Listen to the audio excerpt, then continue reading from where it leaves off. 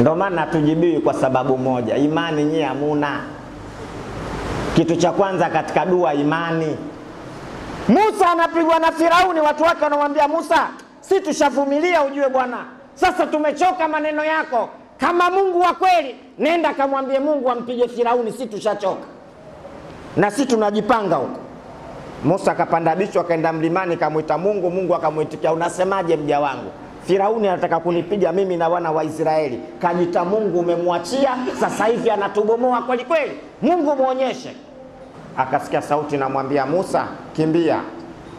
Musa kazani Mungu anaongea na mtu mwingine. Akitazama huko hamna mtu, nikimbie? Kaambia Mungu unasemaje? Nimekwambia kimbia. Musa anazidisha maneno, Mungu anamwambia Musa, Firauni atakuja kukukamata hapo hapo mbele yangu akuue na kutazama. Nimekwambia kimbieni. Maneno yalimchosha Musa haya, maana kule ndo kwenye msada anaambiwa akimbie.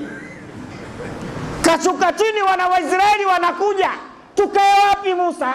Anapigwa saa ngapi? Mashambulio yanatoka wapi? Malaika wangapi wanashuka? Musa Mungu kasema tukimbie. Wanamuuliza unasema? Mungu kasema tukimbie. Pale pale akagawanyika makundi mawili. Kundi moja likamwambia huyu anamuogopa Firauni, Mungu wako sio Mungu huyo. Wengine wakasema si ndio huyo alofanya miujiza, twende. Wakati wanakimbia Firauni anakuja. Musa mbele, Firauni nyuma. Musa mbele, Firauni nyuma. Wanafika mahala wanakutana na bahari, njia hakuna, Firauni anasogea. Wale wakamgeuka Musa akamwambia Musa, tulikuamini, lakini ina maana Mungu wako hajui direction ya Misri ilivyo, kwamba huko hakuna njia na tuachia tunaenda tushakwama sasa. Kwambia wewe Musa na Firauni kitu kimoja, mmepanga kuja kutua hapa, tuweni. Musa ndo anyanyua mikono, Mungu nafanyaje sasa, hali niliyokuwa nayo si unaiona?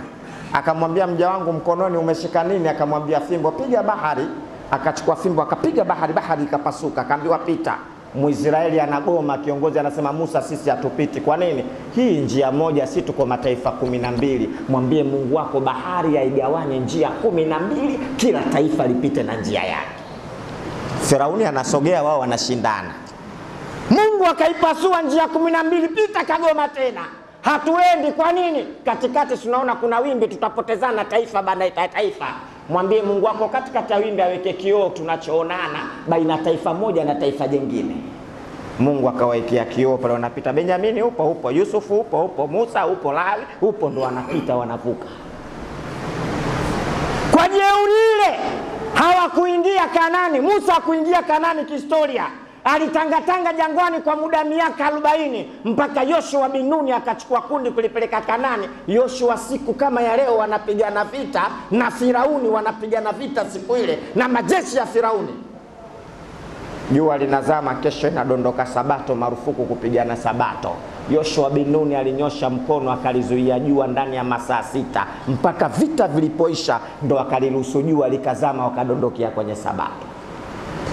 Kwa nini Mungu amwambie Musa kimbia, siteremshe jeshi? Walladhina jahadu fina lanahdiyannahum subulana. Wanaofanya juhudi ndo Mungu anawapa njia.